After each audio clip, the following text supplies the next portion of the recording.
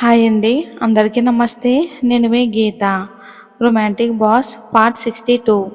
అర్జున్ గుండెలో ఎవరో పీల్చినట్లు ఉన్నాయి. 10 నిమిషాలకు తేరుకుని నేనేం చేసినా సైలెంట్గా ఉండండి జీ, అంతా మంచి జరుగుతుంది. ఓకే అర్జున్, థ్యాంక్ యూ అని అంది చేతులు పట్టుకుని చాలా చాలా ప్రేమగా. నవ్వి లంచ్ టైం అయ్యిందని అన్నాడు. ఆ పిక్ చూసి సైలెంట్గా ఉన్నారు ఎందుకు అర్జున్? నేను నమ్మను. గట్టిగా అరిస్తే కన్నీళ్లు పెట్టుకున్న నిగిత అప్పుని చంపింది అంటే నేను అస్సలు నమ్మను జీ అని అన్నాడు. ఇక మిగిలినదంతా నా లైఫ్లో ఏం జరుగుతుందో మొత్తం మీకు చెప్పేశాను, ఏమీ దాచకుండా. అంతా విని మౌనంగా ఉన్నాడు అర్జున్. తనే కొనసాగిస్తూ, జరిగింది మార్చలేను, జరగబోయేది నా చేతుల్లో లేదు అర్జున్. రత్న ఆంటీ బ్రతికి రావాలి. అర్జున్ వారసుడు నా కడుపులో ఉన్న సంజయ్ అంకుల్ని కని క్షమాపణగా ఆంటీ చేతిలో పెట్టాలి. మా వాళ్ళ పంతం నుంచి ఆ కుటుంబాన్ని, వాళ్ళ లక్షల కోట్ల ఆస్తిని కాపాడాలి. ప్లీజ్ మోసం చేయకొని అంది మౌనం అతనిలో. ఏంటి అర్జున్, ఏం మాట్లాడరు? మిమ్మల్ని ఆఫీస్లో చూసిన మరుక్షణం అర్జునే వచ్చాడనుకున్నా, బట్ ఇద్దరు వేరే అని తెలిసింది. నాకు మా డాడీకి ఉన్న ఒకే ఆప్షన్ మీరు. నా మంచి కోసం మా డాడీకి చెడు. నా ముందున్న 2 దారుల్లో అటోవైపు కాలు ఇటోవైపు ఒక కాలు వేసి నడుస్తున్నా. ఇక అలాంటి టైంలోనే మీరు వచ్చారు అర్జున్, గాడ్స్ గిఫ్ట్లా. అందుకే నా ఈగో చూపెడుతూ మిమ్మల్ని రిక్వెస్ట్ చేశాను. జరగబోయే ప్రళయం ఆపగలరు కదా అంది బీరబోయిన గొంతుతో బేబీ. ఆమె కన్నులు మాత్రం ధారాళంగా వర్షిస్తూ ఉన్నాయి. థ్యాంక్స్ అర్జున్, కనీసం నువ్వైనా నా పొట్టిని నమ్మావు. నాకు కూడా రీసెంట్గా తెలిసింది ఇందులో పొట్టి తప్పులేదు, బట్ మన అన్నకి ఈ విషయం తెలిస్తే మాత్రం దాన్ని చంపేస్తాడు. మనం కూడా ఎక్కడా లీక్ చేయొద్దు, ఎవరి ద్వారా అన్న నిఖిల్ గాడికి తెలియకూడదు అని అంది. పాపం బేబీ, ఆల్రెడీ మీ అన్నకు తెలిసిందే. లంచ్ చేద్దామని ఆమె ఏడుస్తూ ఉంటే బలవంతంగా ఓదార్చి కిందకి తీసుకొచ్చాడు. ఇక ఎతుకుతున్న గాళ్ళు ఎవరో కాదురా, అప్పుని చంపేసింది నీ కుటుంబం ఇలా అవటానికి రీజన్ మన ఎనిమి కూడా ఆమెనే అని తెలిసిందిరా అని అన్నాడు. ఇక కోపం బాధ కలగలిపి. ఇక నిఖిల్ చాలా అంటే చాలా ఆవేశంగా రగులుతూ, ఎవర్రా అది చెప్పు, దాన్ని ఇప్పుడే నా చేతులతో చంపేస్తా అని చాలా ఆవేశంగా అరిచాడు. సరే నేను చెప్పలేను కానీ వాట్సాప్లో ఫోటో పంపిస్తా అని అన్నాడు. ఫోటో చూసి నిఖిల్ కోపం తారాస్థాయిలో ఉంది. ఆమె ఎవరు అని కోపంగా ఫోటో ఓపెన్ చేశాడు. అన్నిటికీ కారణమైన అమ్మాయి ఎవరో తెలిసి గుండె ఆగిపోయింది. వెంటనే పక్కకు తిరిగి నిగితాని చూశాడు. లోకం మరిచి ముద్దుగా కుక్కపిల్లలా ముడుచుకుని నిద్రపోయింది.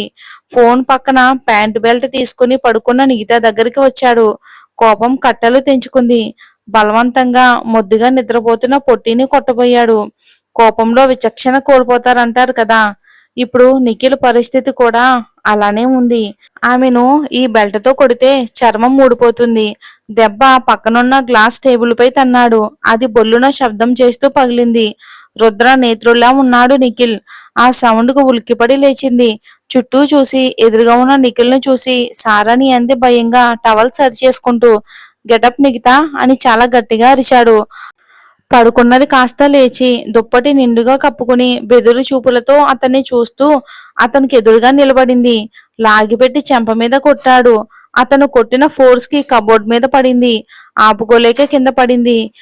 ఎంత ఫాస్ట్ గా కొట్టాడో అంతే ఫాస్ట్ గా వచ్చి ఆమె జుట్టు పట్టుకుని పైకి లేపి, పైన గాల్లోకి లేపి గొంతు పట్టుకుని గోడకేసి అదుమాడు.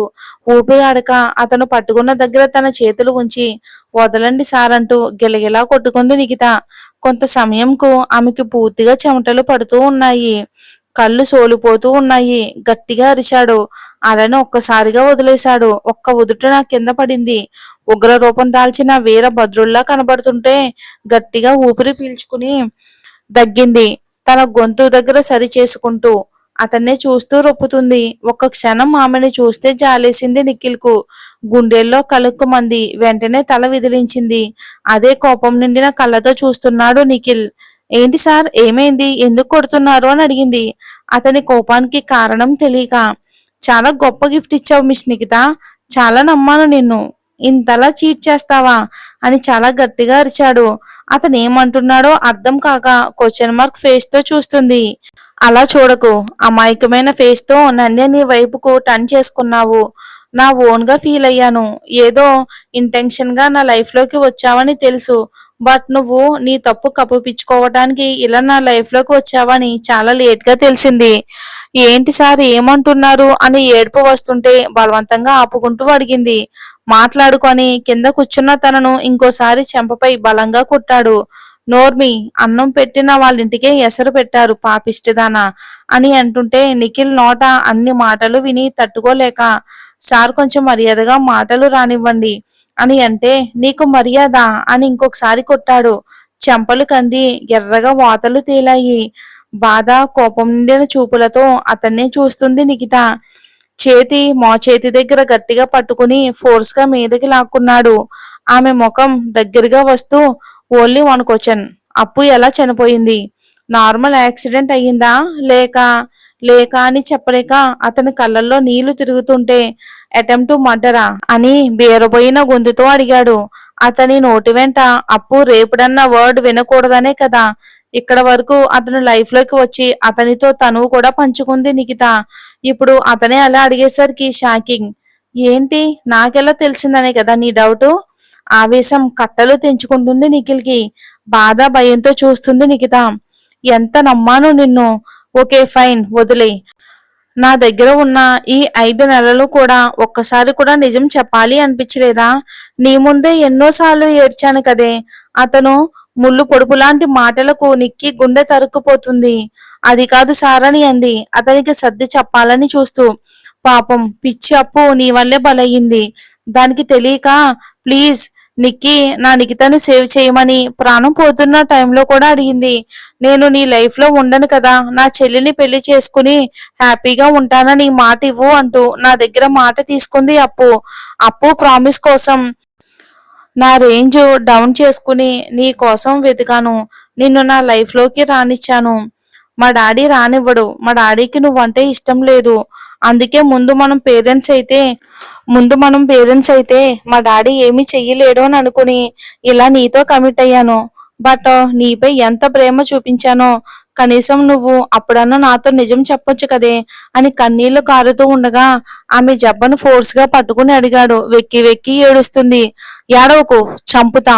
నీ కన్నీళ్లతో నన్ను కరిగించలేవు. మీ అర్జునన్న ఎంత మంచివాడే, నిన్ను ఎలా చూసుకుంటున్నాడు అప్పుతో ఈక్వల్ గా. Sanjay uncle, my God uncle, ని ఎంత మోసం చేశావే. ఎందుకు చెప్పు? నాకు ఇమీడియట్ గా ఆన్సర్ కావాలి. నువ్వు ఏడిస్తే నేను ఊరుకోను. ఎందుకు చంపేశావు అని గట్టిగా పట్టుకుంటుంటే ఆ ఒత్తిడికి నిఖిత తెల్లని చర్మం కందిపోయింది. నొప్పి లేచి ఏడుస్తుంది. అది కాదు సార్, అక్కడ జరిగింది వేరే. అవునా, ఏం జరిగింది అదేనా చెప్పు. అది సార్ అంటూ నసిగింది.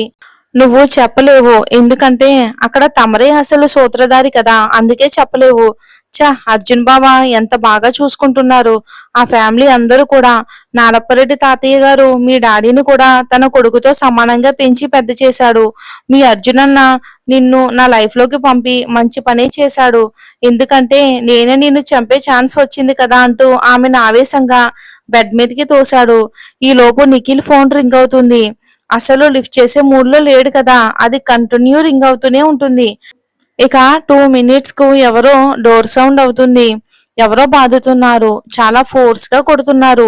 అసహనంగా డోర్ వైపు చూసి డ్రెస్ వేసుకొని కోపంగా లేచి డోర్ ఓపెన్ చేశాడు. మేట్స్ ఆర్ సెక్యూరిటీనే వస్తారు అని అనుకున్నాడు నిఖిల్. ఇలా ఈ టైంలో డిస్టర్బ్ చేస్తున్నందుకు వాళ్ళనే చంపాలని ఓపెన్ చేసిన అతనికి ఎదురుగా Robert, Arjun Dutt personal security ఉన్నాడు. కోపంగా అతని చుట్టూ నిఖిల్ సెక్యూరిటీ గార్డ్స్ గన్నలు ఒకసారిగా గురిపెట్టారు. అసలు ఏం జరిగిందంటే నిఖిల్ ఫోన్ ట్రాప్ లోనే ఉంటుంది. అతను ఏ కాల్ మాట్లాడుతున్నా అర్జున్ వింటాడు. అలానే ఈ రోజు తన ఫ్రెండ్ నిఖిల్ కు నిఖితానే అప్పుని మర్డర్ చేసిందని చెప్పాడు కదా. మరి ఆ తర్వాత నిఖితాని ఏం చేస్తాడో అర్జున్ గెస్ చేసి నిఖిత ఒంటి మీద ఒక్క దెబ్బ పడినా ఆ నిఖిల్ బ్రతకడానికి వీల్లేదు అని రాబర్ట్ కు కాల్ చేశాడు. రాబర్ట్ వెంటనే స్టార్ట్ అయినా రాబర్ట్ ట్రాఫిక్ వల్లే 1/2 hour లేట్ అయ్యాడు. ఇక నిఖిల్ ఇంట్లోకి వస్తూ ఉంటే వాళ్ళకి నచ్చ చెప్పినా సరే వినలేదు. లోపలికి రానివ్వలేదు. అందరినీ తీసుకుని పని వాళ్ళని కూడా నెట్టేసి వచ్చి నిఖిల్ రూమ్ దగ్గరకు వచ్చి డోర్ కొట్టాడు. సెక్యూరిటీ వాళ్ళు గన్ గురిపెట్టారు నిఖిల్ పై. కాల్ ఫర్ యూ సార్ అని రాబర్ట్ తన ఫోన్ ని నిఖిల్ కి ఇచ్చాడు. నిఖిల్ ఎవరు అని అడిగాడు. మాట్లాడండి సార్ తెలుస్తుందని రాబర్ట్ అంటుంటే ఫోన్ చూసి చెవి దగ్గర పెట్టుకున్నాడు. హలో అనబోతున్న అతని మాటలు బయటికి రానంతగా, యూ ఫూల్, ఈడియట్, నిఖితనే కొడతావా, చంపుతా నా కొడక అనే ఆవేశంతో అర్జున్ మాటలు వినపడి షాక్ అయ్యాడు. బికాజ్ ఇంతలోనే నా బెడ్రూమ్ లో జరిగే గొడవ బావకి ఎలా తెలిసిందని షాక్ లో ఉండిపోయాడు. మరి తర్వాత ఏం జరుగుతుందో తెలుసుకోవాలి. నిఖిత తప్పేమీ లేదని తెలుసుకుని నిఖితని క్షమాపణ అడగాలి. మరి అర్జున్ దత్త నిఖిల్తో ఏం మాట్లాడతాడు అనేది వచ్చే భాగంలో చూద్దాం.